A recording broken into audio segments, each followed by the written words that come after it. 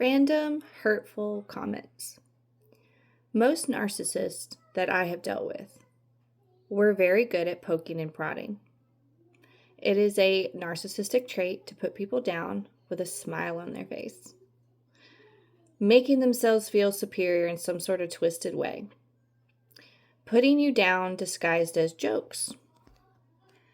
Then, if you voice anything that hurt you and try to set a boundary, then they just turn it around on you, saying things like, you are just being too sensitive, invalidating your feelings altogether.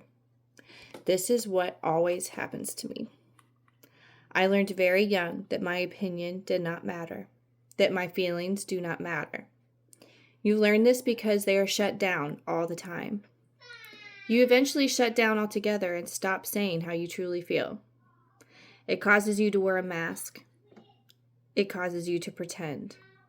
It causes you to always say you're fine when you're dying on the inside. Screaming on the inside, in fact. Part of my healing process has been forgiving myself for allowing this behavior in my life as long as I have. This kind of treatment becomes so normal that you don't even see it. But once you see it, you cannot unsee it. That is why I want to help others see the signs earlier and get out earlier, to be able to be free earlier. I will give as many examples of this type of behavior as my heart can remember. When I was at that daycare before I was 5, there was a moment in my life that has stuck out. Another little girl and I got in trouble, and it was the smallest little thing, and the lady spanked us both. And I had never been spanked in my life.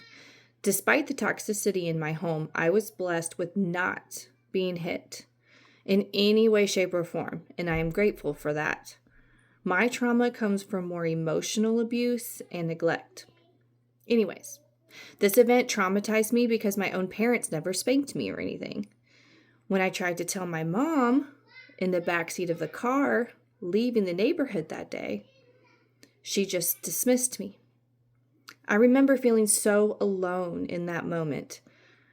It hit me like a freight train. I knew then that she would never truly have my back. This memory is so vivid and so strong because it affected me greatly. And I was under 5 years old. For my mother's last birthday I ever threw her, I made one of her favorite meals. Now, I have never really been a cook before. My mom never really cooked either. She put in my head that we were so much alike in that way. She made it so that I just believed that I couldn't cook and never would. Now, through my healing and awakening, I have found a lot of different things that I have forgotten make me happy, like painting, for example. Noticing how much I enjoy painting and that I'm not too bad at it. Remembering that my mother and family always told me I didn't have any artistic ability, so I believed them. Same with the cooking. I have realized my love for cooking by allowing myself to try. I have found that I am an amazing cook and I love doing it.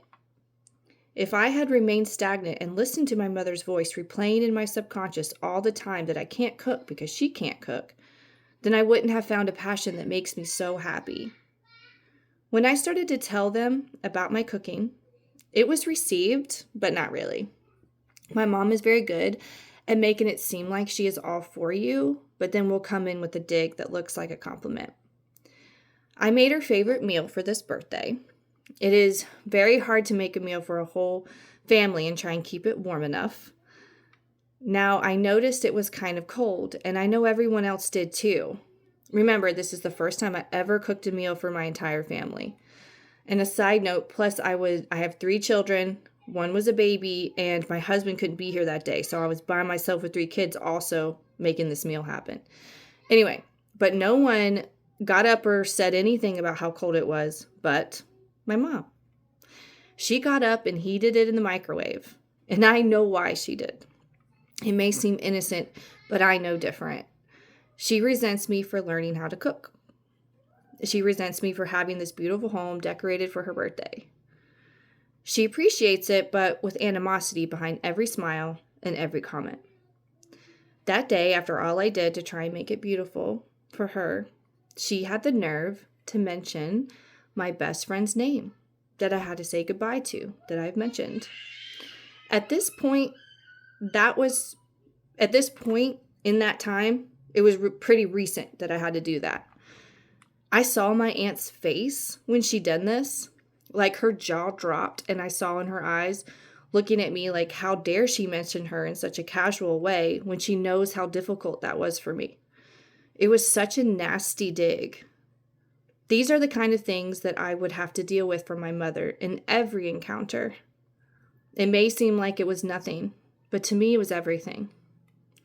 For your own mother to want to try and hurt you in such a way in your own home, in front of your whole family, she has done this to me countless times, and I'm just so happy to be away from all of that.